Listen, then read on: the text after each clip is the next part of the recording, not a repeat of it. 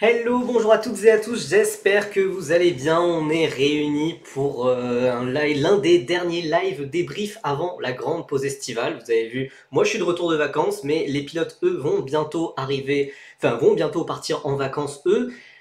Va falloir vous préparer mentalement, parce que c'est vrai que là, en juillet, on a eu un mois de fou, de fou malade, et ça continue d'ailleurs le week-end prochain. Et en août, va falloir se mouiller la nuque, va falloir vraiment partir en vacances. Merci à ceux qui ont follow la chaîne ces derniers jours, c'est-à-dire Ludaxito78, Murphy's Law 678, Jerem Lab et Amin Mohamed 0. Donc c'est d'ailleurs le premier message dans le chat que je salue. Merci beaucoup à vous. Donc voilà, on va parler évidemment de ce qui s'est passé le week-end dernier, c'est-à-dire F2, F3 en Hongrie, Freka. Il s'en est passé des choses en Freka évidemment, il s'en est passé des choses Freka au Paul Ricard en plus à la maison. On va aussi parler un peu de Formule 1, avec le mercato qui continue de bouger, donc ça peut avoir des implications pour les pilotes actuellement impliqués dans les formules de promotion. Donc voilà, ça va être un live qui peut être assez long, je ne sais pas exactement, et d'ailleurs on finira par une mini preview du week-end qui arrive, avec notamment le retour de la Formule 4 française. Vous me connaissez, j'ai évidemment préparé le petit PowerPoint maison. D'ailleurs, le petit PowerPoint maison qui va commencer de façon un peu bizarre, vu que j'avais préparé, voilà, j'avais préparé une diapo, puisque Canal+ n'a pas arrêté de dire, Julien Febvre n'a pas arrêté de dire tout le week-end que Esteban Ocon serait annoncé chez Haas mardi. On est mardi, du coup, voilà. Alors certes, il y a eu des annonces en F1, ou alors des très très grosses rumeurs du style Alpine avec des moteurs Mercedes, du style Mattia Binotto chez Audi qui remplace Andreas Seidel, etc. Mais rien pour notre deuxième pilote français actuellement au championnat pilote. Donc pour l'instant, Pierre Gasly est le seul pilote français annoncé en Formule 1. Voilà, normalement Ocon devrait le rejoindre, mais pas encore aujourd'hui. Quand on voit les infos du jour chez Alpine, tant mieux pour Ocon de partir de là. Ouais, moi aussi je préférais que aussi Gasly parte de là, que tous les Français partent loin de cette équipe. Voilà, le Ferrari français a encore frappé. Merci beaucoup à Rémi Feuillat pour le follow, ça m'étonne beaucoup que tu me follow seulement maintenant, mais bienvenue, bienvenue à toi. Donc on va directement passer à la Formule 2. Je parlerai de l'annonce, enfin de l'annonce, non il n'y a pas eu d'annonce officielle, mais de la grosse rumeur Alpine au moment voulu, quand on parlera d'Andrea Kimi Antonelli, puisque ça pourrait avoir un petit lien pour l'Italien, la pépite de Mercedes qui a remporté son premier succès en course principale en Formule 2. Donc évidemment ça parle beaucoup de lui en F1, mais est-ce que ce serait chez Mercedes? Est-ce que ça serait chez une équipe cliente? Voilà, on parlera de ça un peu plus tard. Voilà le classement de la Formule 2 au final. Ça n'a pas changé pour les deux premières places. Isaac Hadjar a accru son avance au championnat malgré un week-end extrêmement compliqué, avec quand même un podium, donc ça va pour un week-end extrêmement compliqué. Isaac Hadjar en tête avec 18 points d'avance sur Paul Aron. Troisième, Gabriel Bortoleto, toujours là, toujours régulier, toujours rapide, toujours... Bon, peu d'erreurs, bon, il y avait des erreurs au début de saison, mais là il commence à vraiment trouver un bon équilibre, Gabriel Bortoleto, et c'est ça qui m'inquiète peut-être le plus. Quatrième, Zayn Maloney, on a ensuite Colapinto, Antonelli, sixième, avec sa deuxième victoire en 4 courses, sixième, et au final pas si loin du groupe de tête, hein.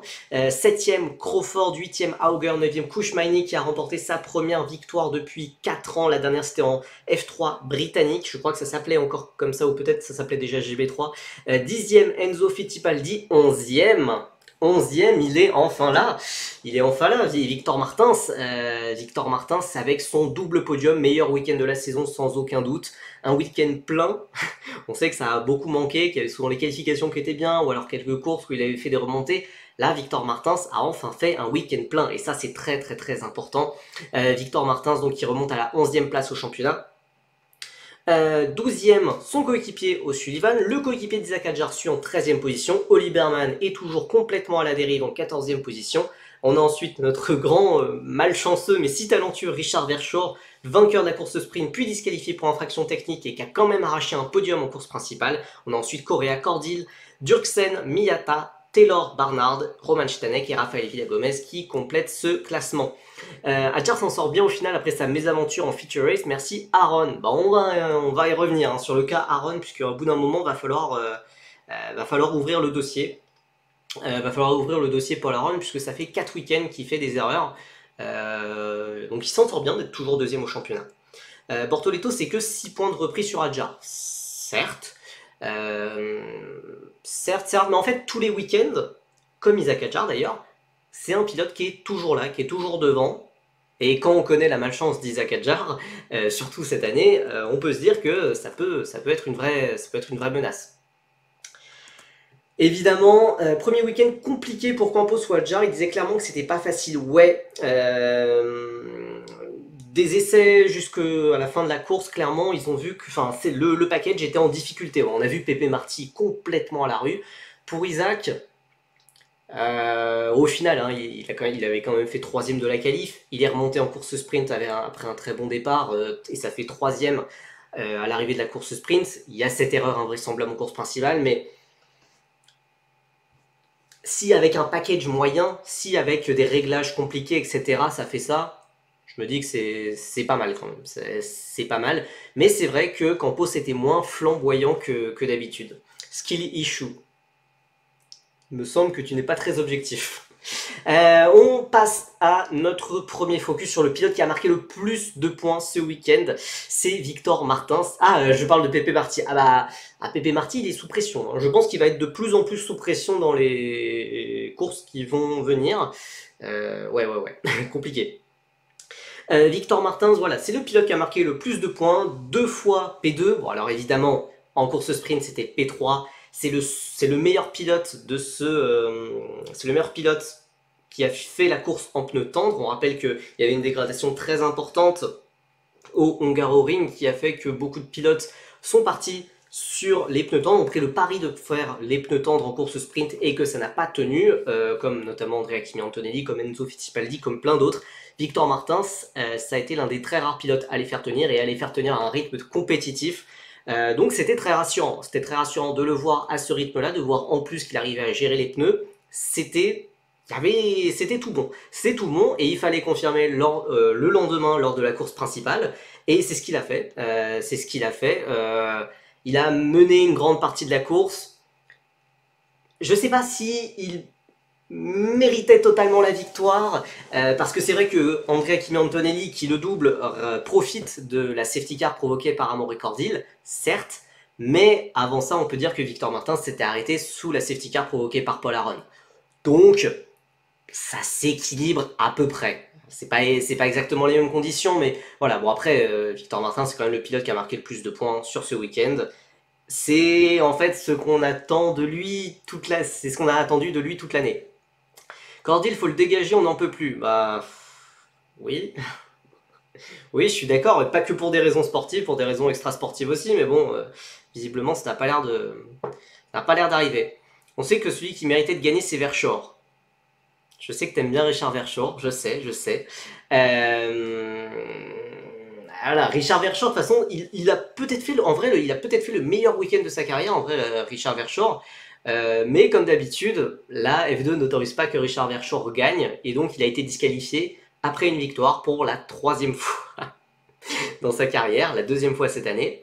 Donc ça c'était la course sprint, et heureusement, bon, c'est bien qu'il se soit vengé après en course principale en arrachant quand même un podium, en prenant des points en plus à Bortoleto, donc ça côté français on le remercie, car Bortoleto ça peut être un sacré rival à Isaac Adjar. L'homme qui devrait être titulaire chez Alpine la saison prochaine, c'est bien lui. Bah ouais, si seulement. Quand même, un constat, c'est que sur un des seuls circuits à majorité de virages lents avec Monaco, Prema et ART ont le rythme. Pas sûr qu'à Spa, à Spa, ça sera peut-être plus compliqué. Bah ça va être intéressant à voir. D'ailleurs, c'est un peu des constats qu'on peut aussi appliquer en FRECA sur certaines équipes qui étaient plus à l'aise lors de circuits sinueux style Hongrie, style Mugello, qui ont été plus en difficulté au Paul Ricard où il y a plus de lignes droites. On pourrait croire qu'il y a des différences entre les moteurs. C'est bizarre. C'est pas comme si c'est ce que je disais depuis quelques temps, semaines, mois. Donc voilà, sur un circuit qui fait moins la part au moteur, c'est vrai qu'on a l'air d'avoir plus vu Victor Martins. Ne parle pas du Paul Ricard. Ah bah désolé Vettel Spin, je sais que ça va pas te faire plaisir, contrairement au précédent débrief de Freka, mais il va falloir parler du Paul Ricard. Virage lent égale map aéro moins importante, et c'est ce qu'il y a de nouveau aussi. ART et Préma, ça fait quelques week-ends qu'on voit du mieux. Ouais, non, mais c'est à confirmer. C'est vraiment à confirmer. D'ailleurs, c'est ce que je mets à la fin de cette diapo. Sur un circuit complètement différent, il va falloir prouver que voilà, ART a vraiment trouvé un truc sur tous les circuits, et pas que pour les circuits sinueux, les circuits où il faut un peu plus d'aéro, etc. Voilà, il faut montrer que voilà, il y a ce cap qui a été franchi. Pour l'instant, c'est pas si évident. Silverstone, il y a 2-3 rapides quand même. Attends, Silverstone, comment ça... c'était loin Silverstone, hein, c'était le week-end dernier déjà. Mais Silverstone, il y avait du mieux. Hein. Il y avait du mieux, ça s'est pas franchement vu dans les résultats finaux, mais les deux voitures étaient quand même dans le coup, globalement. Donc on va voir. Moi j'attends de voir Spa, surtout pour me dire, ok, là c'est bon. Évidemment, après il y aura Monza, donc là on sera encore plus fixé. Mais Monza, ça sera après la pause estivale, on sera tous très vieux d'ici là, c'est dans plus d'un mois. Séchons nos larmes. Bon, après voilà, Victor Martin se remonte 11e au classement. On est à 5 week-ends de la fin. Mais il reste quand même à 83 points d'Isaac Adjar. Alors évidemment, je crois que il reste 39 x 5. Il reste 39 x 5 points à avoir, donc à peu près 200, 100, voilà, 195. Je crois que 195 points encore à marquer. Ça va être compliqué. Ça va être compliqué, c'est totalement possible. Théoriquement, je rappelle qu'en F2, tout le monde peut encore gagner, tout le monde est mathématiquement éligible au titre.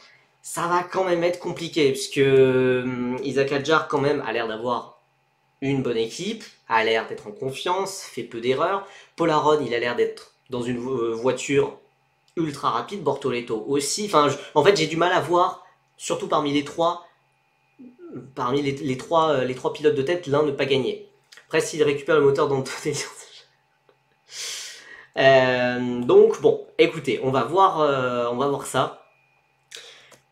Maintenant, justement, on va passer à Andrea Kimi Antonelli, qui est passé de 0 à héros, qui est passé de l'ombre à la lumière, qui est passé de la nuit au jour. Bref, je peux continuer comme ça encore longtemps.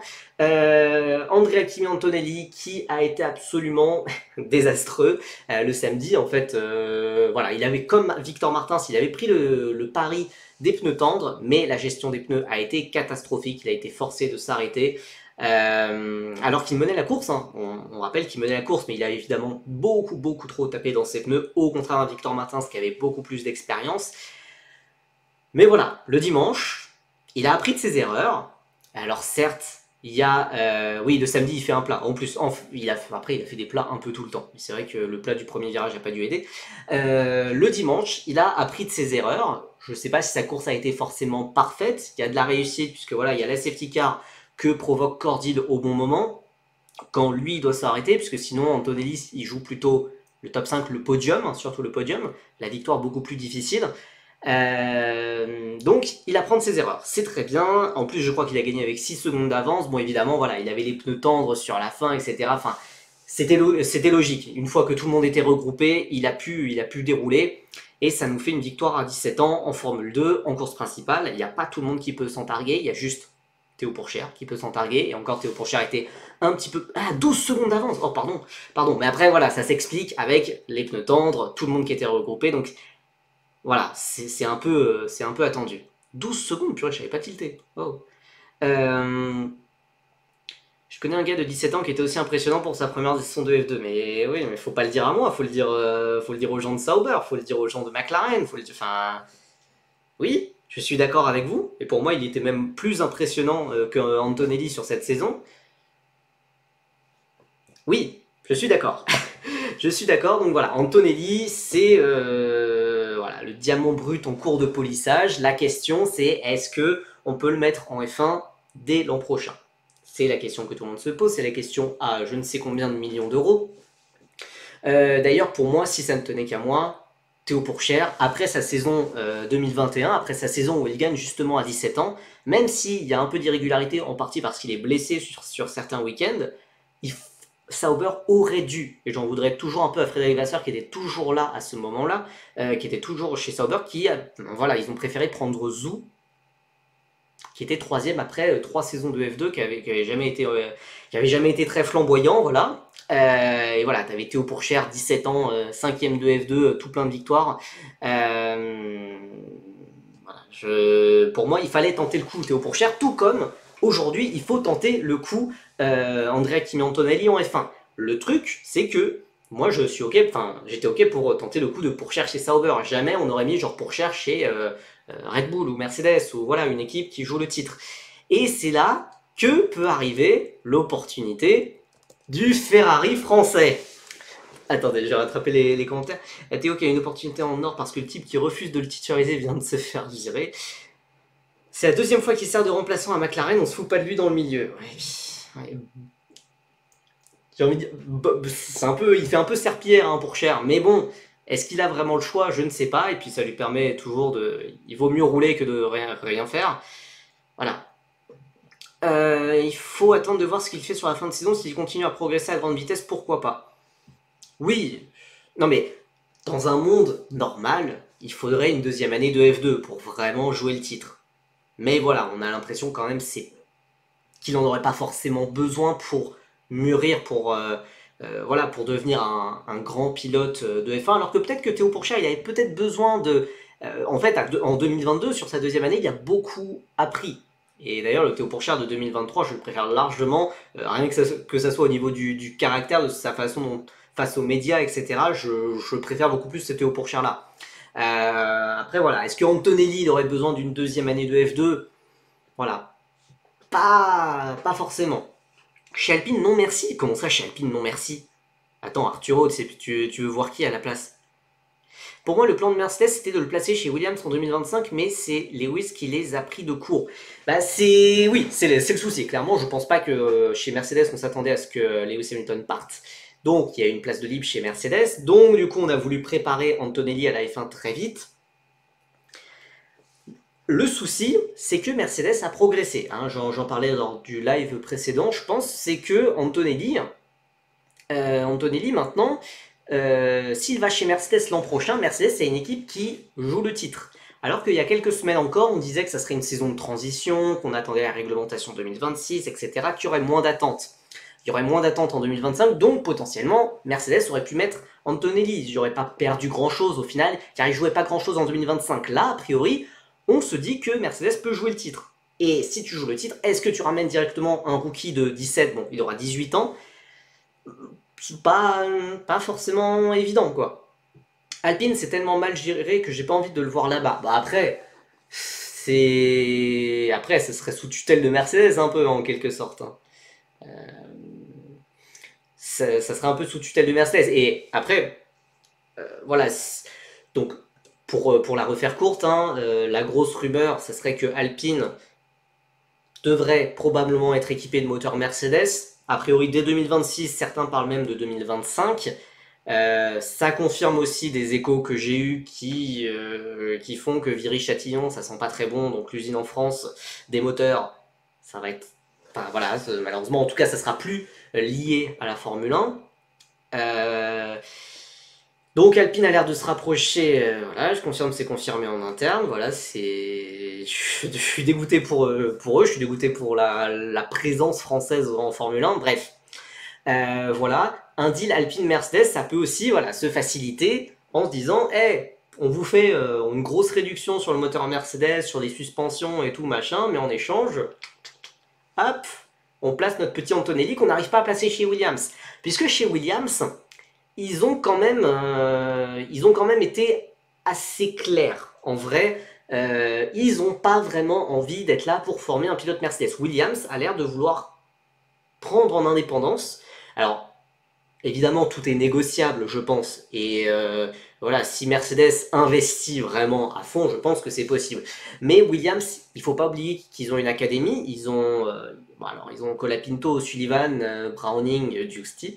Bref, voilà, Williams a une belle académie, mais qui est peut-être pas forcément complètement mûre, mais a priori, Williams n'a pas envie de titulariser un pilote Mercedes, car ils savent que ça sera qu'un prêt de 1 à 2 ans et qu'ils ne pourront pas vraiment construire sur lui.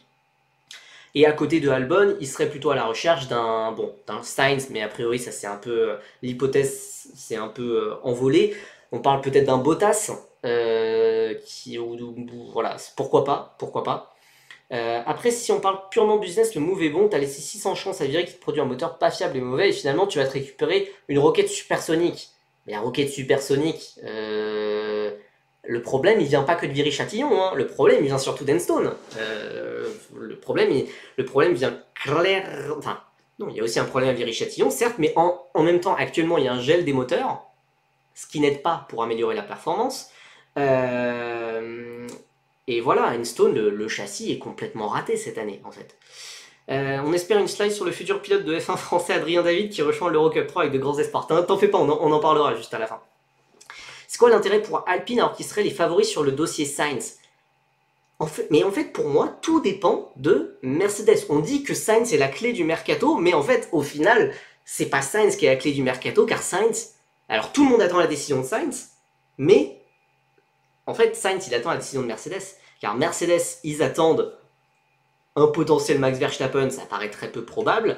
Et ils attendent surtout la fin de saison, enfin, de voir comment se comporte Andrea Kimi Antonelli sur la suite de la saison, pour voir s'ils peuvent le titulariser directement chez Mercedes, ou s'il faut plutôt le placer dans une autre équipe. Et s'il faut plutôt le placer dans une autre équipe, dans ce cas, Sainz serait le choix numéro 1. Sainz, c'est un pilote que je n'apprécie pas, mais en attendant, c'est l'un des tout meilleurs pilotes de la grille actuellement. Il tient la dragée haute à Charles Leclerc, qui est considéré comme un énorme talent. Voilà, c'est un top pilote qui a été dans un top team pendant plusieurs années. Il a plusieurs victoires en Grand Prix, un nombre incalculable de podiums, je pense. Donc, ça serait Sainz offrirait beaucoup plus de garanties court terme à Mercedes en 2025. Après, pour le futur, c'est sûr que ça ferait, voilà, pour le futur, en 2030, etc., c'est sûr que c'est Antonelli, le futur de Mercedes. Mais pour avoir la garantie de performance en 2025, si Mercedes veut vraiment viser un titre en 2025, ça va être dur de le faire avec Antonelli. Ou en tout cas, ça serait avec une pression énorme autour du pilote italien. Sainz n'acceptera pas un contrat 1 ou 2 ans. De 1 an, c'est sûr qu'il acceptera pas. 2 ans, je pense que c'est possible avec un truc genre 2 plus 1 en option, etc. Machin.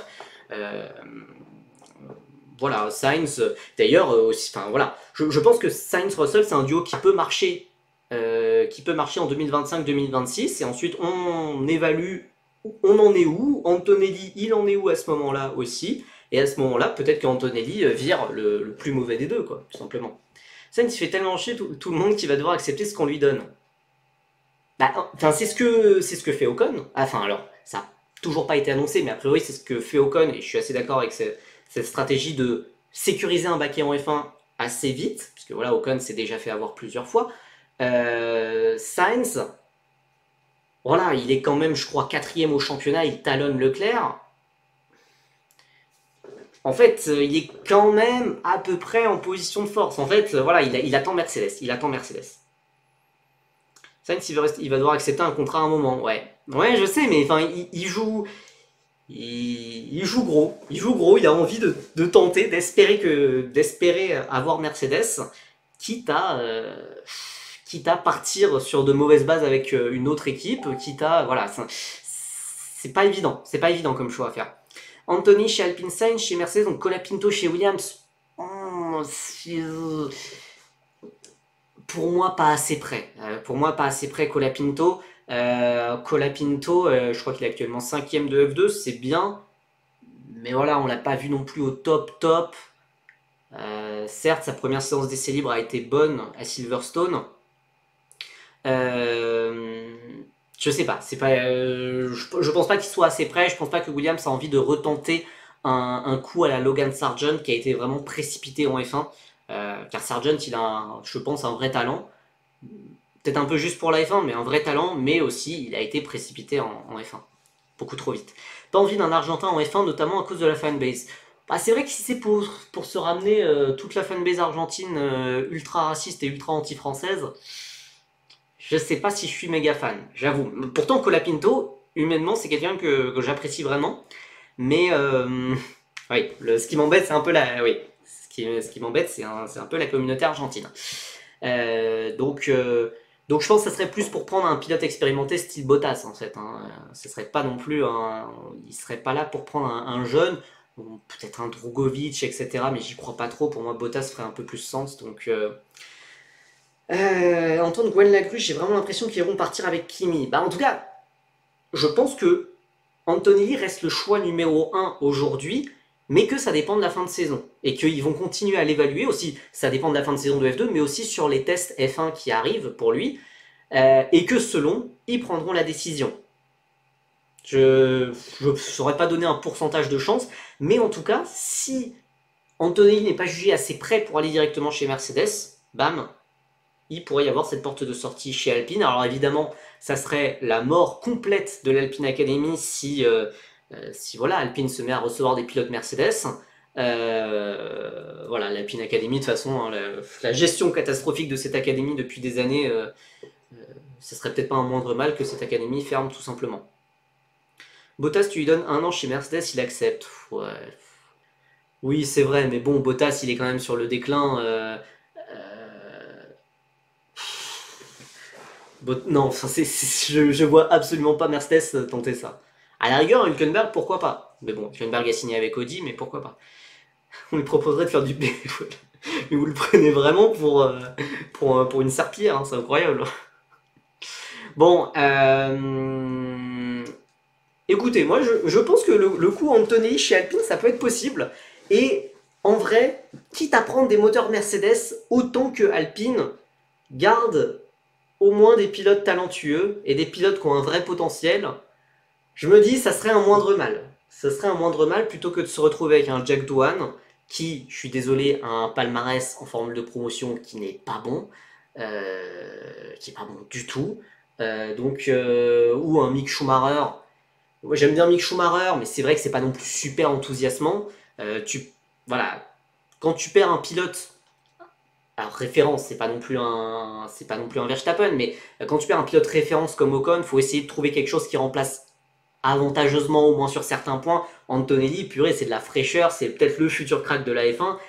Et Gasly Antonelli, ça claque bien hein, quand même. Hein.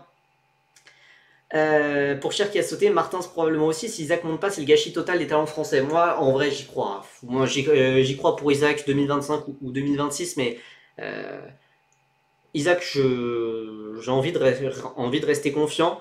Pour Cher, bon, il va falloir vraiment un concours de circonstances assez dingue. Martins, je vous avoue que dès le début de la saison, j'avais du mal à voir comment ça pouvait arriver, où il fallait le titre F2. C'est pas mort mathématiquement, mais ça va être compliqué. Donc voilà, de toute façon, c'est vraiment la mort de l'Académie Alpine. Hein, s'ils prennent vraiment Anthony, s'ils commencent à prendre des jeunes pilotes Mercedes. Bref.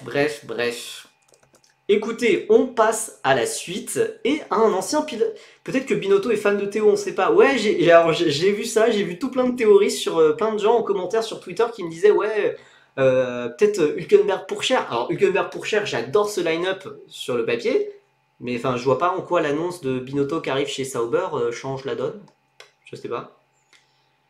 Isaac va monter, c'est sûr maintenant. Alors c'est pas sûr maintenant, mais j'ai juste envie de le voir gagner quelque chose. Alors ça serait vraiment bien hein, qu'il ait un titre en monoplace, parce que pour l'instant Isaac Hadjar, il a juste un titre de champion rookie en Freca en 2021. C'est pas non plus un vrai titre, mais bon. J'ai l'impression que le possible renvoi de Pérez va mettre fin aux espoirs de Pourchère chez Sauber.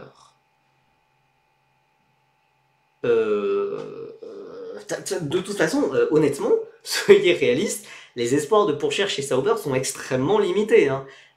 Ils sont extrêmement limités, ils n'apportent pas beaucoup d'argent, Théo Pourchère. Pour Pérez, je vois pas Sauber, c'est un peu comme Bottas. Je vois pas Red Bull, je vois pas Sauber prendre Pérez à côté de Hülkenberg. C'est vraiment les deux pilotes sur la fin de carrière, même si Hülkenberg est en pleine confiance actuellement. J'étais tous sur le shop Théo les gars. Merci, tu es trop méchant sur Dwayne, il est fort, on a vu ça la deuxième moitié de 2023. Ouais. Alors Une carrière de Formule de promotion, ça s'étale sur plusieurs années. Je suis désolé, le 26e de F3 Attends, c'était quelle année? 26e de F3 en 2020, ça ne m'enthousiasme pas plus que ça. Le deuxième de F3 en 2021 qui a battu de justesse Clément Novalak et qui a été battu par Dennis Sauger, ça m'enchante pas plus que ça. Le gars qui a été battu par Joey Alder, c'est peut-être Nikita Mazepin en F3 asiatique. Ça m'enthousiasme pas plus que ça. Alors certes, il a l'air de faire un bon travail en tant que troisième pilote, certes, mais il faut des performances en piste. Et je suis désolé, mais avoir une excellente... C'est vrai qu'il a fait une excellente moitié de saison 2023. Voilà, je pense aussi qu'il était peut-être dans l'une des toutes meilleures équipes. Il a eu aussi pas mal de réussites. On se rappelle à Spa-Francorchamps, la victoire qu'aurait dû revenir à Théo Pourchaire. Bref, voilà, je le digère pas un an après. Mais voilà, un moteur et ça revient jouer les avant-postes. En fait, pour moi, les explications les différences de moteur, etc., ça peut se justifier sur une moitié de saison, peut-être même sur un an, etc. Mais voilà, il faut voir depuis le début où on est Jack Doohan. Et honnêtement, il a jamais fait partie des top pilotes. Là, Alpine veut essayer de nous le faire présenter comme un futur Oscar Piastri juste parce ils puent la haine qu'ils aient perdu Oscar Piastri qui maintenant gagne des grands prix. Alors, et du coup, ils disent non, mais regardez, on a une académie, on a aussi un Australien qui est talentueux, c'est le même, vous en faites pas du tout. Pas du tout. Et c'est pas une excellente moitié de saison qui va me faire changer d'avis, quoi. Enfin. Tovino, il parle de Doohan? Ah bon? J'avais pas spécialement l'impression, mais franchement, Doohan, je suis absolument pas dans le train. Alors certes, il fait un bon travail de troisième pilote, même si c'est quoi un bon travail de troisième pilote? Pour moi, un bon travail de troisième pilote, enfin, ça se verrait si l'équipe progresse pendant le week-end. Je suis désolé, Alpine a passé des week-ends catastrophiques là récemment, là les 2 derniers week-ends ont plutôt une envie de se pendre. Enfin voilà, je suis pas convaincu. Alors oui, c'est bien, il fait du simulateur, oui, il fait des séances d'essai libre. Voilà. Merci beaucoup à Homero pour son 9e mois de sub, énorme. Merci, 9e mois de Prime, merci beaucoup. Doohan, il a apporté beaucoup d'argent. Alors oui, c'est un pilote payant. Bah, de toute façon, sa famille, ça reste quelqu'un quand même. Hein. Sa famille, ça reste quelqu'un. C'est quand même un quintuple champion du monde de moto, son papa. Donc évidemment, ça aide. Il est managé par Flavio Briatore, ça aide. Donc voilà. J'ai arrêté de supporter Alpine depuis le traitement d'Ocon. J'avoue que je comprends. Je comprends. Et de toute façon, je vais arrêter de supporter Alpine une bonne fois pour toutes. Dès que l'officialisation Mercedes, ça sera acté. Bortoleto et Maini font mieux avec Invicta, mais bref. C'est pas forcément faux. Hein. Le fait que... Alors Bortoleto, c'est quand même un champion de Formule 3. Ouais, Kouchmani non plus, c'est pas non plus un pilote super coté, mais bon. Écoutez, on ferme ce dossier Jack Doohan pour parler de notre serial choker, Paul Aron. On rappelle qu'il avait fait un triple header complètement manqué, alors je les ai plus toutes en tête, mais à Barcelone, il se sort tout seul dans le dernier virage en course, et du coup il passe d'une victoire à une potentielle P4, je crois. En qualification au Red Bull Ring, il fait un tête à queue dans son dernier tour, ça l'empêche d'améliorer et ça l'empêche d'assommer vraiment Isaac Hadjar qui avait eu un problème mécanique. À Silverstone, le crash, le crash avec Joshua Durksen où il était complètement fautif. Et donc là, alors certes il fait la pole position, Paul Aron qui craque complètement dans les médias et qui dit bon bah voilà, alors certes mon triple header c'était pas fou mais voilà, j'ai fait la pole position, pour moi je me suis fait pardonner. Ça a mal vieilli. Voilà, course principale complètement catastrophique. Donc certes, il partait de la première position.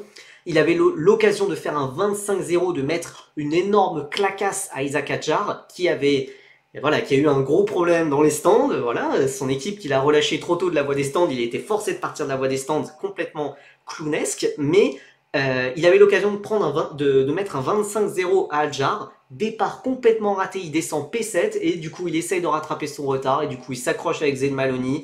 Il fait une erreur de débutant. Avant ça, il a un accrochage aussi, enfin pas un accrochage mais un incident avec Oli Berman. Du coup il a 2 fois 5 places de pénalité pour le prochain meeting à Spa-Francorchamps.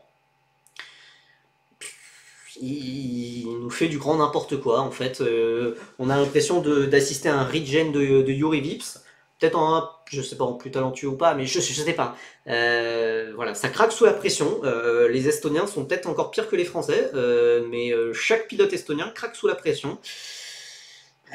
Voilà, il réussit encore à perdre du terrain alors qu'il avait claqué la pole position et que Isaac Hadjar a eu une malchance assez incroyable.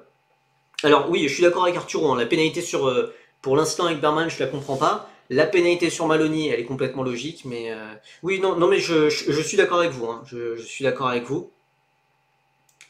Yuri Vips avant l'incident, c'était un très très gros client. Ouais, mais déjà en F2, hein, il se mettait tout le temps dans le mur. Je me rappelle à Bakou notamment, où il se met dans le mur alors qu'il est tout seul en tête. Tant qu'il porte pas de rose, ça devrait aller pour. Oui, non, mais je parlais sur la piste, moi. Genre sur la piste, voilà, ça craque sous la pression, Yuri Vips. Ouais, non, mais week-end catastrophique. La Freca à Monaco, alors ouais, j'ai jamais su. Je crois qu'il avait quand même eu un souci de suspension en qualification, mais enfin, je suis pas sûr. Espagne, il se sort aussi Vips en P1. Ouais, voilà, ouais. En fait, dès qu'il était devant, Yuri Vips, c'était ça. Il faisait. Il est P1 et depuis, il fait que de conneries, comme dirait l'autre. Donc, bon, voilà, Aaron, honnêtement, voilà, lui ne. Enfin, alors, certes, c'est le plus proche poursuivant d'Isaac au classement, mais clairement, il m'impressionne pas trop, en fait. Il m'impressionne pas trop. Un petit mot sur Isaac Hadjar qu'on a un peu moins vu forcément. Donc, on en a un peu parlé en début de live, mais Campos semblait avoir du mal. Hein, depuis le début des essais, ils ont semblé un peu plus en galère. On l'a vu avec Pepe Marty qui était complètement à la rue. Donc il fait P3 en qualification malgré ça.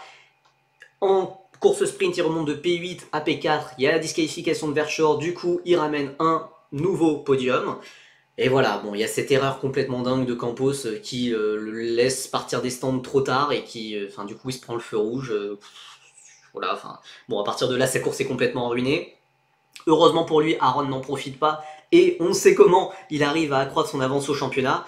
Mais voilà, à partir de là, la course était un peu foutue. Et la deuxième safety car de Cordil lui a fait beaucoup de mal au final. Donc il aurait peut-être pu jouer quelques points, mais au final, non. C'était clairement pas possible. J'ai allumé ma télé, Hadjar dans les points, j'avais envie de mourir. Moi, c'est pire, j'ai commencé à regarder à partir du tour de formation. J'ai commencé à regarder à partir du tour de formation et je vois Aaron en premier, Fittipaldi 2, et puis là, je vois une voiture jaune. Je me dis, elle est où la voiture Red Bull qu'on est censé voir troisième? Bref. C'est une vibe de Pourchère qui part des stands pour un sprint à Zandvoort. Sauf que là, au moins, il y avait eu course annulée, ce qui avait été plus simple. Et que Isaac avait gagné cette course qui lui avait rapporté 0 points. Voilà, le pilote qui m'inquiète le plus, c'est quand même Gabriel Bortoleto. Voilà, toujours très régulier, très rapide. Il n'a pas trop de malchance non plus. Là, il a repris 6 points à Isaac. Et voilà, sur globalement l'entièreté de la saison, c'est un peu le seul qui répond présent à tous les week-ends. Pas tout le temps, hein, il y a eu quelques loupés quand même, je pense à Bahreïn, je pense à Melbourne. Donc, il prend la P3 à Zen Maloney qui a été mis hors course grâce au merveilleux Paul Aron. Et voilà, il est à 30 points d'Isaac. Ça reste à une distance respectable, mais il reste 5 week-ends, donc tout peut être possible pour lui. Bortoleto, son seul gros défaut, c'est son académie. Ah, c'est vrai qu'avec l'académie McLaren, à moins que la relation Norris-Piastri parte complètement en vrille, j'ai du mal à le voir comment il va trouver une place en 2025. Même 2026, le timing serait pas évident. Voilà, puisque je crois que les deux pilotes ont un contrat jusqu'à fin 2026. Bortoleto, ça va être compliqué de se faire une place chez McLaren ou ailleurs. S'il va pas chercher le titre, l'an prochain, c'est pour lui. Et on disait pareil pour Martins ou pour Berman, on a vu ce que ça a donné. Donc, Bortoleto, c'est quand même en F3 l'an dernier, il est assez constant. Ouais, c'est constant, et puis même, c'est quand même l'un des plus rapides. C'est pas que de la régularité. Sauber, peut-être si c'est flamboyant la fin de saison.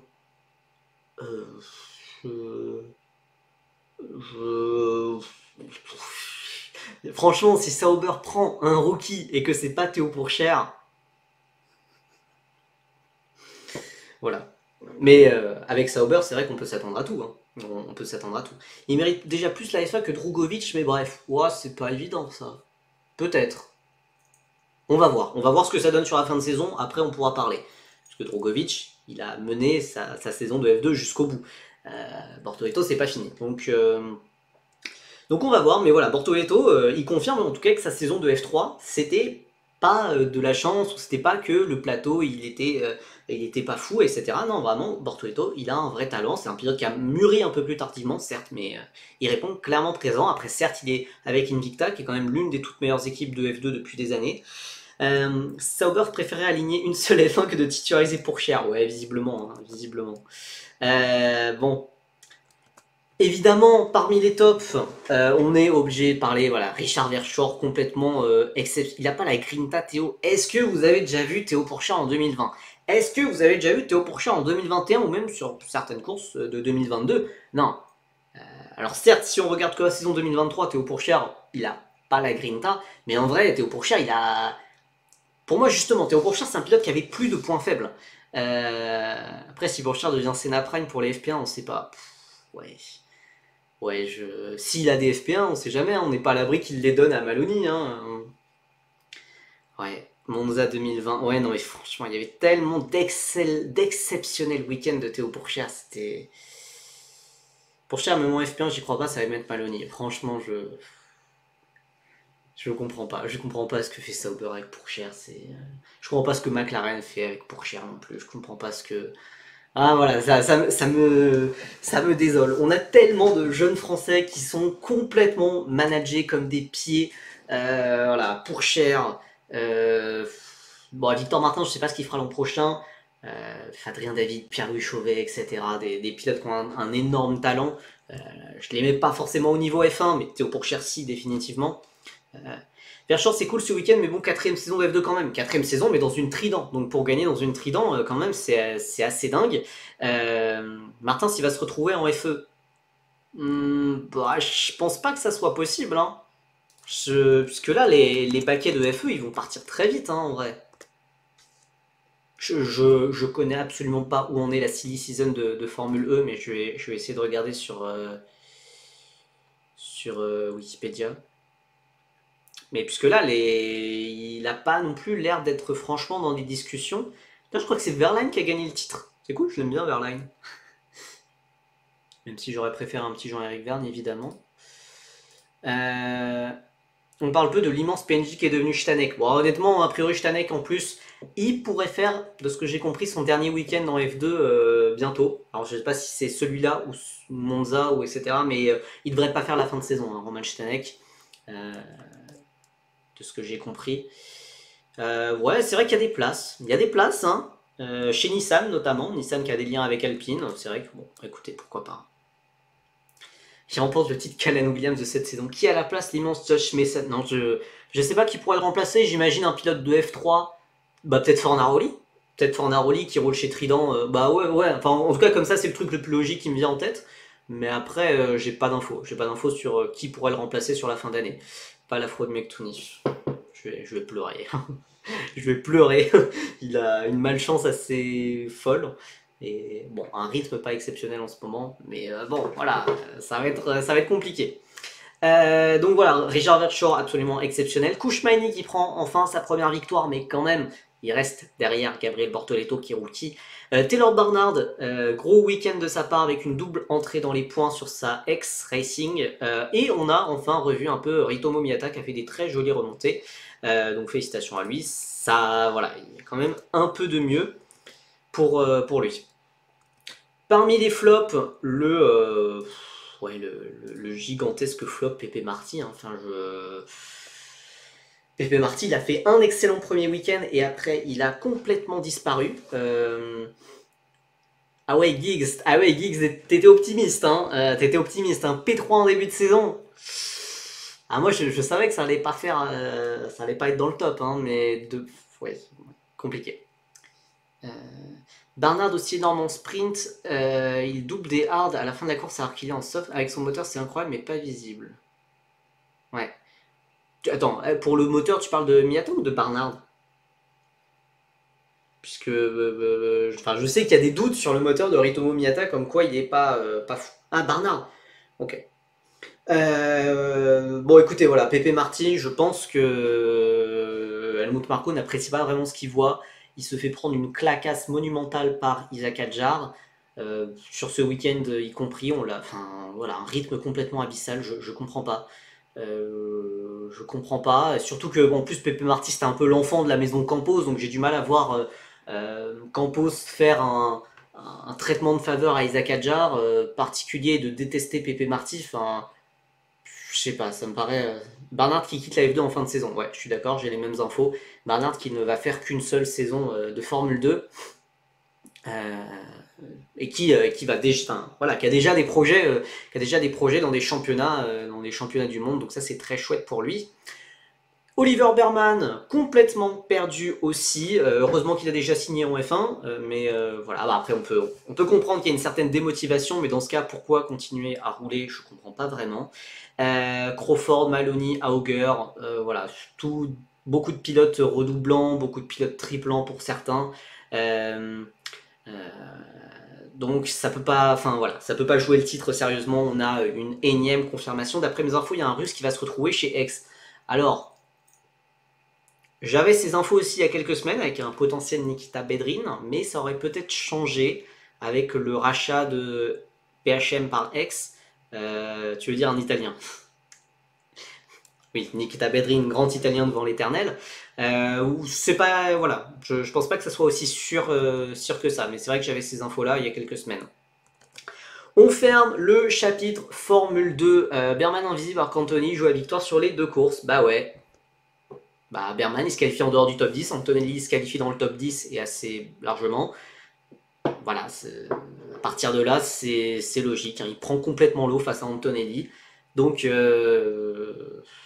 voilà. Berman, il va pas commencer la saison de F1 en étant en confiance, hein, franchement. On passe à la Formule 3, où globalement on a un classement assez rigolo, puisque les 3 premiers pilotes au championnat ont marqué 3 points à E3. Voilà, week-end très fast. Et on a un top 4 en 7 points. On a certes toujours Gabriel Mignon en tête du championnat devant Luke Browning et Harvey Lindblad, les deux britanniques, mais on a Leonardo Fornaroli qui remontait comme une balle ce week-end. On a aussi Christian Mansell qui est vraiment pas loin en 5ème position. On n'en a pas trop parlé, mais l'air de rien, il est au contact, il est vraiment au contact. Dino Beganovic qui remonte un petit peu, qui sort un petit peu la tête de l'eau, mais ça reste quand même pas bon du tout. Enfin, ça reste clairement insuffisant pour ce qu'on attend de lui. 7ème Goethe, 8ème Nicolas Tsoloff, vainqueur de la course principale dimanche. 9ème Tim Tramnitz, Lorenz Van Eupen 10, malgré cette disqualification après avoir fait 2ème, alors qu'il il devrait être avec 18 points de plus. Noël Léon 11ème, Sami Mektounif 12ème. Je vais profiter de voir Locke rouler pour ces 2 derniers week-ends. Oui, alors Locke, il a eu un week-end un petit peu compliqué, hein, ton ami, mais voilà, 12ème Sami Mektounif, 13ème Marie Boya, 14ème Callum Voisin. Callum Voisin, il a marqué des points que sur 4 courses, mais ça monte très vite. Callum Voisin qui est même devant Alex Dunn. Santiago Ramos 16, Stensorn, Bedrin, vainqueur de la course sprint, devant Montoya, Tommy Smith, Charlie Wurz, Piotr Wisnicki, Tassanapol Intrapufasa avec son premier podium lors de la course sprint, Zakaseta, Locke, Stuka et Esterson qui sont les 27 pilotes à avoir marqué des points. Les ART c'est du solide, que je suis d'accord avec toi. Évidemment, on a les 3 ART dans le top 10. Voilà, Mansell 5, il peut jouer le titre en soi. Alors il faudrait vraiment un week-end complètement fou à Spa et Monza, mais on ne sait jamais ce qui peut se passer. Tsoloff, on rappelle qu'il est suspendu pour le week-end qui vient à Spa-Francorchamps, et Van Eupen, qui est quand même l'une des sacrées révélations de la saison, je trouve. Voilà, justement, écoutez, on parle d'Art Grand Prix. La P2 au championnat équipe se rapproche de plus en plus. Nicolas Tsoloff, voilà, depuis quelques week-ends, alors je sais pas si c'est depuis l'Autriche ou peut-être un peu avant, un peu après, mais voilà, c'est vraiment très très très solide. Voilà, on commence à retrouver un peu le Nicolas Tsoloff qu'on voyait il y a 2 ans quand il était en F4 espagnol. C'est très intéressant. Alors c'est dommage forcément, mais voilà, il ne peut pas jouer, il ne peut pas jouer une folle remontée pour le titre en fin de saison. Voilà, Nicolas Tsoloff qui sera suspendu au week-end de Spa-Francorchamps pour avoir roulé en Eurocup 3 et ne pas l'avoir déclaré à la FIA. Mais voilà, il est de plus en plus impressionnant. En qualification, c'est très bon. En course aussi. Au départ, il prend le meilleur sur Van Eupen. C'est très très bien. Voilà, Van Eupen, Poleman met que deuxième à l'arrivée et puis ensuite disqualifié. C'est extrêmement frustrant pour lui. Surtout que voilà, c'était une fuite qu'il avait au niveau du radiateur qui lui a fait perdre 6 litres d'eau et au final, il est disqualifié pour 3 kilos.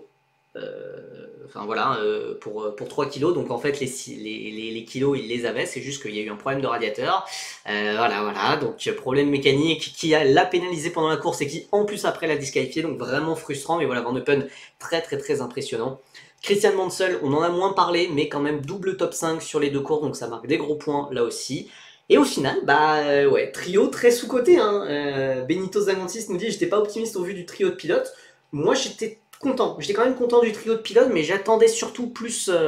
Enfin, j'étais content qu'il y ait Mansell, Tsolov. J'espérais vraiment rien de Van Eupen. Et au final, les trois répondent présents. Donc, je pense qu'il mérite sa place en F2 l'an prochain. Oui, je pense. En vrai, je pense qu'il y aura un gros turnover. Je pense qu'il y aura pas mal de pilotes qui vont changer en F2, qui vont changer en F3, etc. Donc, je pense que Tsolov, il aura sa place. Et voilà, ces quelques dernières courses, ça peut aider à lui faire garder le soutien d'Alonso. Donc ça peut l'aider à grimper en Formule 2. Mais vraiment, il y a quelques semaines, ça semblait complètement mort et là, il semble complètement ressuscité. Donc félicitations du coup à Hard Grand Prix.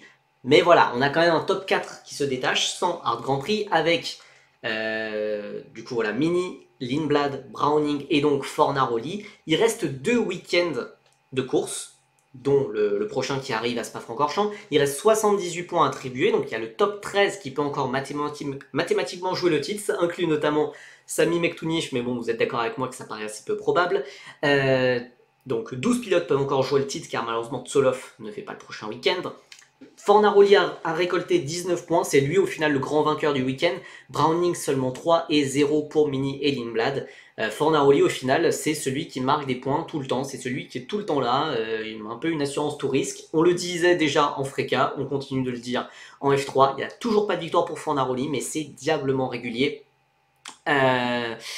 Et oui, pour rebondir sur le commentaire, Luc qui se fait piner par une règle con en qualif, pour moi c'est pas une règle con. Hein. Il fait une erreur, il provoque un drapeau rouge qui en plus empêche la grande majorité des pilotes d'améliorer. On n'en a pas parlé, mais c'est aussi ça qui a en partie aidé les ART, puisque les ART ont été parmi les premières à faire leur dernier tour. Voilà, il y a d'autres équipes qui n'ont pas pu améliorer, qui ont été handicapées par ce drapeau rouge provoqué par Browning. Pour moi, la règle est logique. Hein. La règle est logique et j'ai hâte. Enfin, pour moi, c'est une règle qui devrait être appliquée en F1 très vite. Enfin, tu provoques un drapeau rouge. Voilà.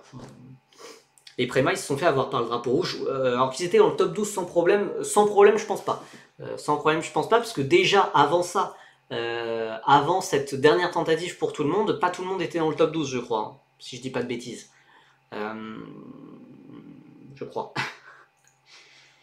Mais évidemment, le drapeau rouge les a pas mal impactés, donc pour moi, voilà, Pérez en no time set à chaque session. Ah bah, c'est sûr que Pérez, il partirait tout le temps 20ème, ça c'est sûr. Mais pour moi, voilà, c'est une règle qui fait sens. C'est sûr que c'est dur pour Browning, qui fait pas beaucoup d'erreurs, mais voilà. Parmi les tops du week-end, Callum Voisin, évidemment. Alors on sait que Silverstone et la Hongrie, c'est historiquement toujours les deux circuits où la Rodine est capable de performer. Et bah du coup, Callum Voisin, il en a profité, il a fait les 4 courses à Silverstone et en Hongrie dans les points, et en plus dans le top 6. Voilà, c'est super, c'est parfaitement ce qu'on attendait de lui. On rappelle, c'est pas n'importe qui, c'est quand même le champion GB3 en titre. Il y avait 0 Préma dans les 12, ouais, c'est bien ce qui me semblait. C'est bien ce qui me semblait quand même. T'as suivi Feed Racing, tu vas te déplacer pour la finale? Non. Enfin alors oui, j'ai suivi Feed Racing, évidemment, c'est moi qui avais tweeté d'ailleurs sur Feeder Series pour ça, et j'avais fait un tweet sur mon compte perso. Mais je ne vais pas me déplacer pour la finale, pour la simple et bonne raison, je crois que c'est la veille, vraiment pile la veille de mon mariage. Donc ça va être compliqué, je vous avoue. Je le verrai peut-être pour faire la finale, ou enfin la demi-finale, pardon, ou les quarts de finale, etc. Je vais voir ce qui est possible de faire, mais voilà, la finale, ça va pas être possible malheureusement. Ça va pas être possible. Donc voilà, Callum Voisin, voilà, qui est en train de changer de dimension. J'espère qu'il aura le droit à une meilleure équipe cette année, ou alors que Rodin va très bien gérer la nouvelle réglementation en Formule 3. Week-end incroyable d'Ex Racing avec le doublé Bedrin Intra-Poufassak. Parmi les flops, obligatoirement les Prema, Mini Lindblad et Beganovic. Alors certes, Beganovic, il partait en pôle en course sprint, il finit 3ème. C'est une déception surtout d'être battu par les PHM en plus en faisant des erreurs, etc. C'est pas bon, c'est insuffisant en fait, c'est insuffisant tout simplement. Mais voilà, si heureusement en fait que Browning se fait disqualifier. Merci beaucoup à SCSGA pour le follow. Ouais, Beganovic, voilà, il a eu de la chance que Browning se fasse disqualifier, sinon jamais il ne fait 12ème en qualification et jamais il ne part en pôle en course sprint et du coup jamais il ne fait ce podium qui l'aide un peu, puisqu'au final il reste 6ème au championnat, il est à 29 points, je crois qu'il est à 29 points de la tête du championnat. Voilà, c'est pas non plus mort, mais l'impression laissée est pas bonne du tout. Voilà, elle est pas bonne. On ne retrouve pas le Beganovic qu'on avait en Frika en 2022. Beganovic, ça monte en F2 l'an prochain, sa saison risque de lui fermer des portes. Pour moi, je pense que ce sera un peu comme Arthur Leclerc, qui avait fait 2 saisons de F3 décevantes chez Prema, et qui était quand même monté en F2, mais pas forcément dans les meilleures équipes. Je pense que ça sera quelque chose comme ça, un truc pas très enthousiasmant, voilà, j'ai pas d'infos particulières à ce sujet. Voilà, Mektounif, bon malheureusement un nouveau week-end compliqué. Pourtant voilà, la qualif, il avait fait 6ème. Il avait fait 6ème, donc il y avait des bons points à aller chercher dans les deux courses. Voilà, course sprint, il a descendu un peu au fur et à mesure, il finit 10ème avec un petit point. Course principale, bah voilà, course principale qui s'achève très tôt avec cette crevaison dans le premier tour. Compliqué, et il y a aussi 3 pilotes pour qui j'ai envie de mettre un carton jaune qu'on n'a absolument pas vu du week-end, c'est Martin Stenson, Alex Dunn et Oliver Goethe. Voilà, évidemment, voilà, j'attendais le mauvais week-end d'Oliver Goethe pour lui tomber un peu dessus. Voilà, ce mauvais week-end est enfin arrivé, je suis content. Non, en vrai, bon, voilà, c'est aussi pour souligner quand même que Oliver Goethe a fait des très bons week-ends quasiment tout le temps cette année. Donc, voilà, je peux aussi dire quand il fait un mauvais week-end quand même. Pour l'ancien champion d'Euroformula. Et je suis d'accord avec Nitram Nitrin, on a eu le bon week-end annuel de Tassanapol Intra-Poufassak. Alors d'habitude, c'est plutôt en début de saison qu'il est très bon et qu'après il s'efface. Là, on ne sait pas pourquoi, il a performé sur le 8ème week-end de la saison, on ne sait pas pourquoi. Sur la feature race, Sami était plus rapide que Tsoloff. Au moins le rythme était là. Ouais, mais ça fait pas mal de week-ends qu'on se dit que ouais, le rythme est là. Et voilà, il faut des points, pour l'instant ça paraît un peu juste hein, pour monter en F2, hein, je trouve. Encore un week-end à oublier pour Sami, cependant il est-il un week-end à se souvenir? Bah le week-end où il a gagné, peut-être. Genre le week-end d'Imola. Je dis ça, je dis rien, peut-être, hein, on sait pas. On passe à la Freka. Et qui dit Freka, dit pour la première fois depuis le mois de mai, depuis le week-end d'Hockenheim, depuis la 2ème course de la saison, une victoire française. On a entendu la Marseillaise à domicile, car on était au circuit Paul Ricard, et on a eu le droit à la première victoire de la saison pour Alessandro Giusti. Raphaël Camara a accru son avance au championnat, car c'est lui le premier vainqueur. C'est lui le vainqueur samedi, il a même signé les 2 pole positions. Tuka Taponen a vécu un week-end plus compliqué, on va y revenir et on va passer la bise à Vettel Spin. 3ème, Brando Badoer qui finit enfin sa série folle de podium après la course très chaotique du dimanche qui était sous la pluie. 4ème, Giusti qui remonte dans le classement. On a ensuite James Wharton, Ivan Dominguez, le leader du classement rookie, juste devant Evan Gilter qui a vécu un week-end compliqué mais sauvé par un dimanche absolument fantastique. 8ème, Noah Stromsted avec un nouveau podium pour le pilote danois. 9ème, Clairot. 10ème, Ugo Chukwu. On va revenir sur le cas Ugo Chukwu. 11ème, Enzo Dellini. Là aussi, week-end extrêmement compliqué. Mais voilà, dimanche sous la pluie, on a vu l'étendue de son talent. 12e, Zachary David, puis ensuite on a Michael Beloff avec son premier podium de la saison. On a Bilinski toujours blessé, Nikita Bedrin qui était en Formule 3, Enzo Peugeot 16e, Théo Finael 17, Canatoli qui a marqué ses premiers points de la saison, Matteo De Palo, Nicolas Lacorte, Rui Kiliu, Nikhil Bora qui sont les 22 pilotes à avoir marqué des points cette saison.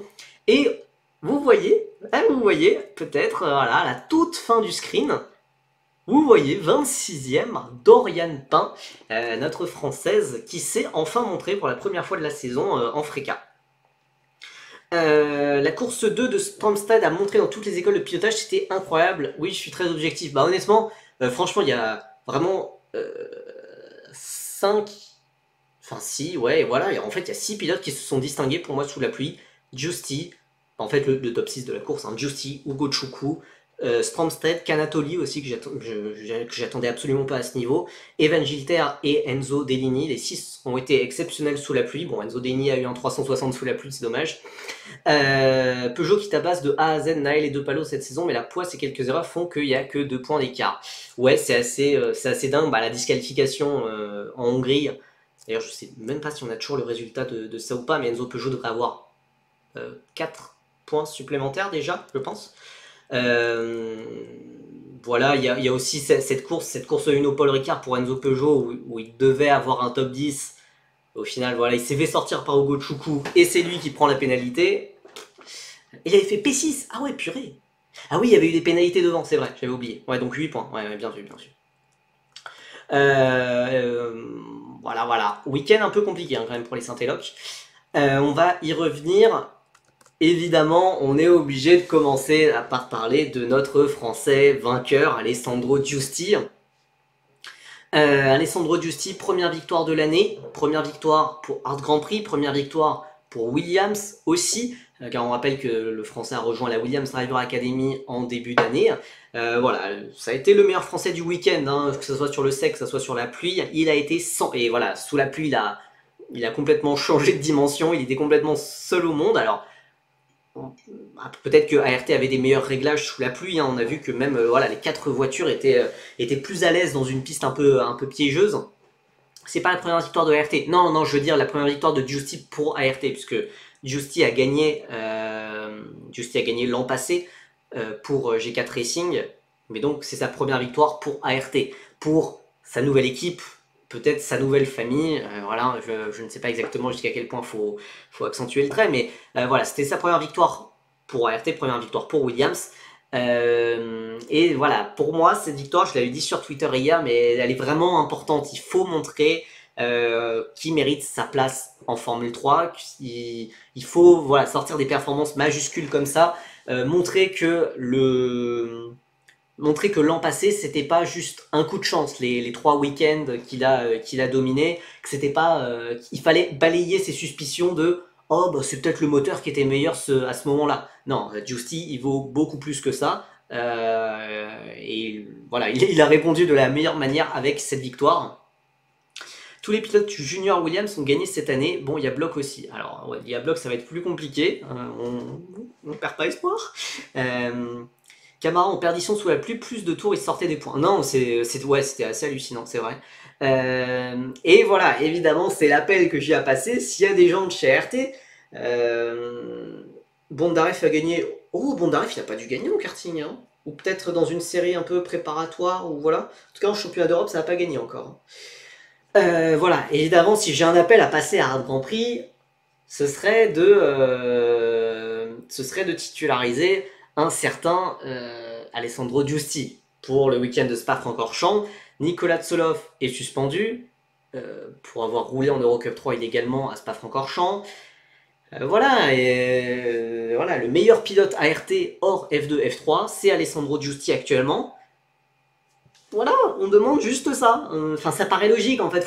Voilà, Giusti, c'est un pilote qu'on verra à 95% en Formule 3 l'an prochain. J'ai du mal à le voir comment on ne pourrait pas le voir en F3 l'an prochain. Donc bah voilà, il faut essayer de le préparer. J'espère que ART y pensera. J'espère que Williams y pensera, voudra le récompenser de cette victoire. Voilà. Évidemment, je pense qu'il y a aussi beaucoup de pilotes qui vont vouloir se baquer chez ART en Formule 3. pour voilà, se préparer à la saison qui arrive. Beaucoup de pilotes qui vont amener beaucoup d'argent. Voilà. Je ne sais pas, j'espère. Voilà, Bondaref a gagné. Ok, Bondaref a gagné et Matsui a fait P2. Ok, Max. Bon, c'est quand même pas mal. C'est quand même pas mal. Voilà, j'ai quand même pas l'impression que ça sera Justy. Voilà, il y a quelqu'un qui a parlé sur le Discord de Feeder Series. A priori, ça n'a pas l'air d'être Justy. Ça devrait pas être Ugo Chukwu, dont j'avais entendu parler aussi. Ça devrait pas être Wharton. Voilà, je ne sais pas. Je ne sais pas. Je le sens très mal ce baquet, je sens que ça va être pour Lacorte. Purée, ça serait tellement peu enthousiasmant. Mais Lacorte, qui est un pilote de l'Académie Alpine. Mais purée. Purée, non. Enfin, je veux dire, le gars est 21ème en Frega ou je sais pas quoi. Non. Ouais, tant qu'à faire, autant prendre Giovanni Maschio, hein. C'est vrai. Hein. Adrien. Mais t'as pas. Bah non.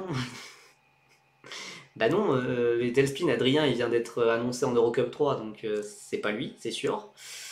Voilà, voilà. Donc Adrien, dont on va parler très rapidement en fin de live. Pour revenir sur les pilotes quand même qui jouent le championnat, Raphaël Camara, il se dirige tout le droit vers le titre sans contestation possible. Bon, il a galéré sous la pluie, mais en attendant sur le sec, c'était vraiment le patron. Tuka Taponen, voilà, c'est ce que je disais un peu en début de live quand on a parlé des moteurs. Sur un circuit avec plus de lignes droites, qui fait la part un peu plus belle au moteur, on a l'impression qu'il a un peu plus souffert. Bon, évidemment, sous la pluie, il a été sorti. Voilà, il a été sorti par un pilote français. Donc ce DNF cet abandon lui coûte assez cher. Il y avait peut-être moyen de jouer des gros points quand même, de limiter la casse, peut-être même de finir devant Camara, vu la débandade qu'a fait le Brésilien sur la fin de course. Je ne sais pas, il y avait peut-être des points à gagner. Prema aurait des moteurs plus puissants? Non. En fait, bah d'ailleurs, attends. Bon, je m'avance un peu, mais il y a eu un souci pour Ugo Chukwu. Je ne sais pas si vous avez vu passer ça, j'en ai parlé sur Twitter. Comme quoi, Ugo Chukwu utiliserait un troisième moteur. Il utiliserait son troisième moteur de la saison, ça veut dire qu'il aurait déjà utilisé 2 moteurs. Le souci, c'est que en Freca, depuis cette année, on a le droit de n'utiliser que 2 moteurs maximum, sauf si l'un est vraiment cassé. Enfin voilà, si un moteur est vraiment cassé, on peut en prendre un autre. Ok. Mais on ne peut pas changer de moteur pour des raisons de performance. Donc ça veut dire que tu as tes 2 moteurs en tout début d'année. Si tes 2 moteurs sont éclatés, tu peux pas changer, t'es foutu et t'as plus qu'à espérer un problème de fiabilité, une casse moteur. Et a priori pour Prema, enfin voilà, Ugo Chukwu est sous enquête pour tout le week-end et pourrait être disqualifié du week-end entier du Paul Ricard. Tout simplement parce qu'il a utilisé un troisième moteur et a priori l'un des 2 moteurs restants serait encore utilisable. Donc il va y avoir une enquête et selon le résultat de l'enquête, si l'un des 2 moteurs alloués en début de saison est encore utilisable, si l'un des 2 moteurs alloués en début de saison est encore utilisable, ça veut dire que cette utilisation du troisième moteur était illégale. Attendez, je passe un peu pour revenir sur... ça veut dire que Ugo Chukwu sera disqualifié et voilà. Les autres Prema peuvent être concernés aussi ou c'est que Ugo. C'est que pour Ugo Chukwu. Mais ça veut dire que voilà, on a tout plein d'équipes. Enfin, en fait, tous les pilotes doivent déclarer 2 moteurs en début de saison. Et si ces 2 moteurs sont pas bons, bah, t'es foutu. T'es un peu foutu pour la saison. Et tu peux pas vraiment améliorer. Hormis, voilà, s'il y a des problèmes moteurs, des problèmes de fiabilité et pas de performance. Donc ça pique un peu et je déteste cette règle puisque voilà, depuis des années j'en entends parler dans le paddock en Freca, il y a des différences entre les moteurs, pas des différences volontaires, mais voilà, il y a des différences de performance à la sortie de l'usine, ce qui est quand même un sacré souci, il y a une marge de tolérance beaucoup trop importante de différence de performance, ce qui fait que voilà, et si on peut pas changer de moteur en cours de saison, bah, y a pas de chance vraiment d'améliorer, du coup il y a des pilotes qui se retrouvent en difficulté, alors qu'ils ne devraient pas l'être. Je ne sais pas exactement quel pilote malheureusement, mais voilà. Il doit y avoir moyen de casser volontairement pour utiliser un troisième, ouais peut-être, mais j'imagine que ça doit être bien surveillé, ou je sais pas. Je m'y connais pas assez techniquement dans le règlement technique, etc. pour pouvoir répondre là-dessus. Mais enfin voilà, je trouve la règle complètement débile, surtout qu'elle n'existait pas avant. Euh, Au pire, on avait des places de pénalité où on partait dernier pour une course, et puis voilà, c'était fait. Comme Adrien David l'avait eu, comme Gabriel Bortoleto l'avait eu d'ailleurs.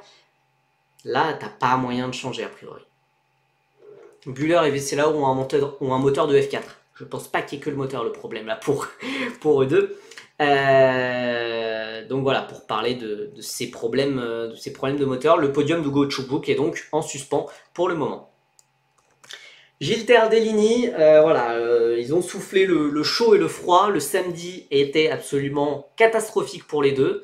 Je m'attendais pas vraiment à ça, mais ça a été catastrophique. Le dimanche, il y a eu du mieux en qualification. Malheureusement, le meilleur tour de Gilter a été enlevé pour track limits, donc il est parti 20e et quelques. Bref, on annonçait a priori un dimanche de nouveau abyssal pour Evan Gilter, et au final, sous la pluie, il nous a fait une remontée fantastique de 19e à la 5e position avec des très très beaux dépassements. Enzo Dellini aussi, voilà, très très beau dépassement aussi de la P12 à la P6. Et en plus de ça, il a fait un 360 qui l'avait fait retomber un moment au 11e, 12e rang. Voilà, très très belle remontée des deux pilotes sous la pluie, c'est très bien, ça va peut-être remettre un peu de confiance, notamment pour Enzo Dellini qui a eu quelques week-ends, enfin qui a eu 2 week-ends là assez compliqués, alors que les week-ends précédents étaient plutôt ok, plutôt prometteurs même.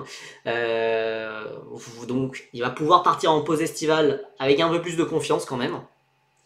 Je pensais que Evan allait prendre une pénalité pour avoir passé Camara hors piste. Il avait coupé la chicane, il me semble, mais non. Ou alors j'ai loupé un truc. Alors de ce que j'ai compris, c'est qu'il avait rendu la position et qu'il a eu le temps de le repasser après quand même. C'est ce que j'ai compris. J'ai pas vu les images, mais c'est ce que j'ai compris. En tout cas, voilà, les résultats finaux ont bien été entérinés. Hormis pour Ugo Chukwu qui pourrait perdre son podium pour les problèmes moteurs qu'on a évoqués un peu plus tôt. Ouais, il a rendu la position. Mais je l'ai pas vu. Enfin, je l'ai pas vu non plus. Mais il a bien rendu la position. Et voilà, ça a été une sacrée masterclass sous la pluie de Giusti, de Gilter et Dellini, donc ça fait assez plaisir. Pour Saint-Éloque, on en a un peu parlé, mais voilà, ça a calé 0 points. Tous les pilotes, et notamment Enzo Peugeot, ont tous flirté avec les points. Peugeot qui a encore une nouvelle fois porté l'équipe, notamment en qualification, mais en course, il n'a pas été assez agressif le samedi, il s'est fait avoir par Ugo Chukwu. Ugo Chukwu a une pénalité de 5 secondes, mais Enzo Peugeot aussi, pour je ne sais quelle raison. Et le dimanche, bon, Enzo Peugeot, on a peut-être un peu trop voulu sous la pluie, et ça s'est mal fini, notamment avec Tuka Taponen. Donc à partir de là, c'était un peu foutu pour Enzo Peugeot. Mais la vitesse est là, on le voit en qualification, mais en course, il y a un équilibre à trouver. Équilibre qu'il avait d'ailleurs il y a quelques week-ends, mais voilà, sur ce week-end, ça a été plus compliqué pour le vice-champion de France F4. Pour Théophile Naël, voilà, beaucoup trop discret, on l'a pas vraiment vu. Voilà, on veut revoir le Naël du début de saison, le Naël qu'on a vu au Moyen-Orient, qui a gagné des courses au Moyen-Orient, qui a fait des podiums. Là, pour l'instant, c'est compliqué. Ah, j'avais pas vu Enzo Peugeot, il a pris 4 passes de pénalité pour la prochaine. Ouais. Ça m'étonne pas, mais c'est triste, c'est dommage. Donc voilà, Théophile Naël, bah, j'espère en voir. J'ai envie de revoir le Théophile Naël de d'habitude, en fait, tout simplement, parce que pour l'instant, c'est compliqué. C'est compliqué. Alors, est-ce qu'il y a des soucis moteurs qui peuvent expliquer ça aussi? Pourquoi pas? Je ne sais pas. Je ne sais pas. Une petite étincelle aussi, enfin du mieux pour Dorian Pain, qui avait fait des essais libres vraiment fantastiques. On l'avait enfin vu flirter avec le top 10. Et au final, on s'est tous pris une énorme clim le samedi où elle a été dans les eaux habituelles. Et dans le dimanche matin, qualification sur piste séchante, elle a pris la 4e place de son groupe, donc la 8e place sur la piste. C'était excellent, mais voilà, en course plus compliquée, sous la pluie, elle a fini par glisser un peu, enfin, petit à petit. Voilà, elle n'a pas pu sortir les mêmes masterclass que Giusti, Gilter ou Dellini, et ça a glissé au 14e rang, donc c'est un peu dommage. C'est son meilleur résultat, c'est le meilleur résultat d'Iron Dams aussi, elle passe notamment devant Marta Garcia au championnat, mais voilà, on peut pas non plus tirer des grosses conclusions sur une vraie progression ou je sais pas quoi. C'est dur de tirer des conclusions sur une seule journée, enfin sur une seule journée positive. Donc pour Dorian Pain, on va espérer qu'elle confirme ça dans les prochains week-ends en Freka. La prochaine fois qu'elle roulera, ça sera en F1 Academy à Zandvoort. le week-end du 24-25 août. Donc voilà, pour elle aussi, pause estivale malgré son programme très très chargé. Parmi les tops, évidemment, Noah Stromstred. Attendez, oui. Parmi les tops, évidemment, Noah Stromstred avec un superbe podium et Kanatoli 4ème sur sa G4. On n'en a pas entendu parler toute la saison. Et voilà, il a très très largement dominé Romain Andriolo, qui était pourtant le local de l'étape et qui est son coéquipier chez G4 Racing et qui connaît le circuit Paul Ricard par cœur. C'est un pilote Winfield en plus qui roule au circuit Paul Ricard. Donc non, une grosse clim pour Andriolo, pour qui voilà, ça devait être le circuit pour performer, mais ça a été plus compliqué. Michael Beloff qui tire Trident, toute son équipe qui tire vers le haut. Ugo Chukwu qui a signé un splendide podium. Enfin, en fait, de toute façon, voilà, le top 6 sous la pluie a été vraiment exceptionnel. Donc, on l'a dit, Giusti, Ugo Chukwu, Stromstad, Lee, Gilter et Deligny. Donc voilà, Ugo Chukwu, splendide podium sous la pluie. Mais voilà, il y a cette enquête en cours concernant ses moteurs. Et voilà, un petit mot pour MP qui est complètement à la rue, tout simplement. Ils ont des top pilotes. Ils ont des top pilotes, mais ça n'arrive pas à jouer, ne serait-ce que les points. Voilà. Ils ont Valerio Rinicella, Niki Bora, Nikita Bedrin, et c'est très très très compliqué. Alors, ils n'avaient pas Nikita Bedrin ce week-end, mais quand même c'est très compliqué. On a fini pour ce débrief. On va très rapidement faire une mini preview du week-end qui arrive. On va faire rapidement, voilà, on va parler alors, de la F2, de la F3, je vais éviter de trop me répéter, parce qu'au final, on va pas redire grand chose de plus que ce qu'on a dit. F4 France au Nürburgring, voilà, première visite de la F4 France en Allemagne depuis 2010. Il y a aussi l'Eurocup 3 et la F4 Espagne. L'Eurocup 3 avec notamment 2 revenants français, Pierre-Louis Chauvet et Adrien David, et la GB3 qui sera à Silverstone. En F4 française, vous savez, évidemment, c'est un championnat qui me tient le plus à cœur, championnat français organisé par la FFSA, etc. Le premier échelon dans la pyramide monoplace, et cette année, on a une année qui promet d'être complètement folle pour le titre, avec une bataille à 4, avec un japonais de 16 ans, Taito Kato, protégé Honda, scruté de très près par Aston Martin. T'as suivi le karting ce week-end d'un œil très distrait. Je crois que c'est Joe Turney qui a gagné en Oka. Et Jimmy Elias a fait un bon week-end, je crois, côté français. Mais sinon, j'ai pas trop suivi attentivement, plus que ça. Je suivrai le championnat d'Europe un peu plus attentivement. Pas parler de karting. Ah, ça s'est mal passé pour les Belges. Ah bon? Bon, j'avais pas suivi ça du coup. Donc voilà, Taito Kato en tête du championnat devant un Belge de 18 ans, Yannis Steven Haydens, devant un Français de 15 ans, Jules Caranta, et le Luxembourgeois de 17 ans, Chester Kiefer. Ensuite, on a Caretti, Bernier, Roussel, Porter-Ruiz. Voilà, de très très bons talents un peu partout. Voilà, notamment voilà, côté français, Augustin Bernier, Jules Roussel, Dylan Estre, le petit frère de Kevin, Arthur Dorisson. Et voilà, tous ces pilotes qu'on va suivre, attentivement, en espérant peut-être qu'ils puissent recoller avec le quatuor de tête, qui est vraiment le quatuor qui domine cette saison. Les 4 pilotes sont vraiment super impressionnants, et voilà, j'ai hâte de voir qui va gagner. Voilà, on va avoir le 4e meeting sur 7, on va atteindre le cap de la mi-saison. C'est un circuit que tous les pilotes vont découvrir, donc ça va être intéressant de voir comment ça va se passer, notamment pour Steven Haydens, qui aura peut-être un peu moins d'avantages, vu que lui aussi découvrira le circuit, alors qu'il est redoublant, donc il connaît les autres circuits de la saison. Voilà, j'ai envie de voir aussi si Jules Caranta peut continuer sa très très bonne lancée après sa première vraie victoire sur la piste à Spa-Francorchamps, où il a dépassé Yannis Steven Haydens d'une manière splendide pour gagner cette victoire. Voilà, je suis vraiment hype de fou pour la F4 France. Je sais qu'évidemment ça va beaucoup moins parler que la F2 et la F3, mais on a une sacrée bataille pour le titre à armes égales, car voilà, tous les pilotes sont dans la même équipe. Donc voilà, très hâte de voir la suite. En Eurocup 3, bon, on s'en fiche un peu du classement, parce que voilà, le niveau du championnat n'est pas exceptionnel. Mais on a deux revenants, Pierre-Louis Chauvet et Adrien David. Voilà, Pierre-Louis Chauvet a désormais 22 ans, il a 3 enfants, un labrador, une maison en banlieue parisienne, il est désormais expert comptable, et voilà. voilà, il est toujours là, Pierre-Louis Chauvet, bon après évidemment Pierre-Louis Chauvet, Adrien David, ils sont là pas pour chercher de la performance ou pas pas pour espérer un baquet en F3 ou en F2 ou que sais-je. Enfin, ils sont là pour apporter leur expertise, pour essayer d'aider ces équipes. Donc Palao Motorsport pour Pierre-Louis Chauvet, DriveX pour Adrien David. Alors certes, oui, ils sont capables de marcher sur tout le monde. Évidemment, c'est des pilotes qui, à armes égales, mettraient qui mettraient une tempête à tous les pilotes présents en piste, sans aucun doute. Mais voilà, Palau et DriveX, c'est deux des pires équipes du championnat. Oui, voilà, qui a moins de rythme, qui a moins d'expérience que MP ou Campos ou même Saint-Éloque.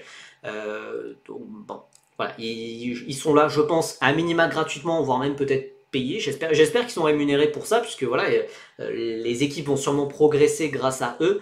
Donc voilà, écoutez, bah, c'est chouette de les voir rouler, en monoplace en plus, etc. Voilà, je sais pas si je vous avais dit, mais voilà, je sais que Pierre-Louis Chauvet, il essaye de regarder vers les États-Unis en ce moment, donc avoir Adrien David. Voilà, il roule en LMP3 actuellement, j'espère qu'il y aura du mieux pour lui bientôt, mais bon, c'est compliqué. Et c'est vrai, comme Nitran l'explique, le dit, il y a un pilote belge qui fera ses débuts en Eurocup 3, qui vient de la F4 espagnole, Douwe de Decker, le pilote GRS, qui est là aussi l'une des pires équipes, donc attention à pas non plus avoir des attentes trop hautes non plus. Voilà, je vous laisse avec tous les horaires, vraiment tous les horaires. La F2, la F3, la F1 évidemment, la GB3, l'Eurocup 3, la F4 française, la F4 espagnole, il y a de tout, il y a pour tout le monde. Évidemment, moi de mon côté, je regarderai surtout F2, F3, F4 française. Je pense, les liens d'Adrien avec le RN vont sûrement l'aider. Je sais pas si ça va tellement l'aider que ça, mais dans un univers parallèle, Adrien David mène la F2 avec ART devant ses anciens coéquipiers Adjar, Maloney et Bortoleto. Ouais, dans un univers parallèle. Ouais, j'aurais bien aimé être dans cet univers parallèle.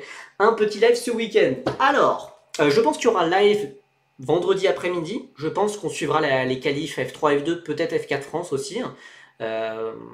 À voir, parce que ça va peut-être faire un gros gap entre la F2 et la F4 France, donc à voir. Je vous avoue que je ne connais pas mon programme du week-end, car tout simplement, j'ai mon enterrement de vie de jeune garçon ce week-end, et du coup, je serai pas là samedi, ça c'est sûr et certain.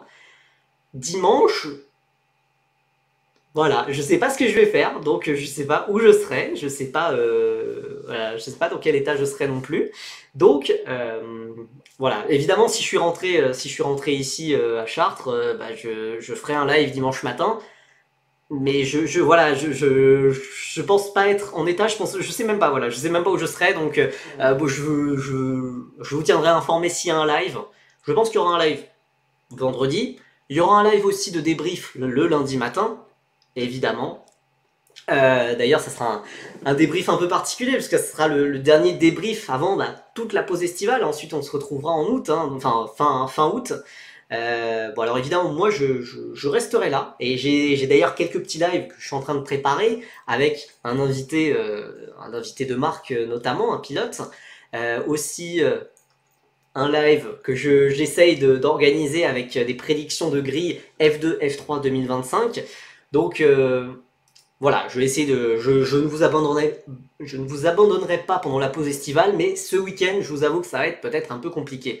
Un live réaction où tu es couché dans ton lit en train de décuver. Waouh. Le live avec tes prédits gris F2, F3, je l'attends avec impatience. Je vous avoue que pour l'instant, j'ai pas encore énormément d'informations, je vous avoue. Donc, je vais essayer de gratter un peu plus d'informations.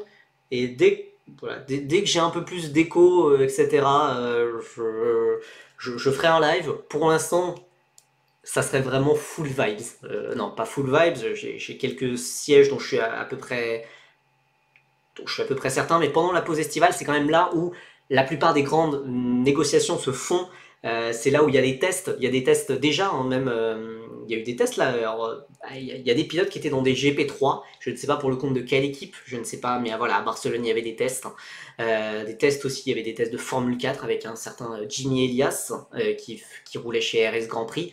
Voilà, pendant l'été, le monde du sport auto ne s'arrête pas. C'est certes la pause estivale, mais il y a aussi des tests. C'est très difficile d'avoir les informations, de savoir qui roule pour qui, etc. Quel test est déterminant, machin. Mais voilà, c'est un mois d'août qui est toujours décisif, mais qui se passe en coulisses. Donc voilà, écoutez, sur ce, si le live prédit pouvait être après les JO, ce serait cool. Ouais. Possible. Oui, possible. De toute façon, les JO, c'est jusqu'à la mi-août à peu près. Enfin, c'est jusqu'à... ouais, 10 août. C'est jusqu'au 10 août, ouais. Mais vous en faites pas, hein. De toute façon, la pause estivale, ça va être long, hein. Ça va être 4 semaines avec rien. Donc, vous en faites pas. Vous en faites pas.